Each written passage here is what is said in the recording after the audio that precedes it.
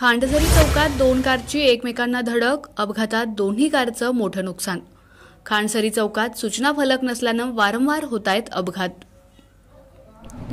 सातारा तालुका महामार्गावर असलेल्या खांडझरी चौकात दोन कारचा भीषण अपघात झाल्याची घटना घडली आहे। घटनास्थळावरून मिळालेल्या माहितीनुसार MH11 CH 8080 ही मायनीकडून भरधाव वेगात खांडझरी चौकातून दहिवडेकडे निघाली होती।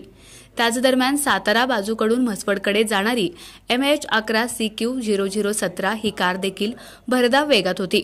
दोन्ही चालकांना वेगाचा अंदाज न आल्यानं हा अपघात झाला। या अपघातात कोणतीही जीवितहानी झाली नसून दोन्ही गाड्यांचे नुकसान फार मोठ्या प्रमाणावर झाले आहे।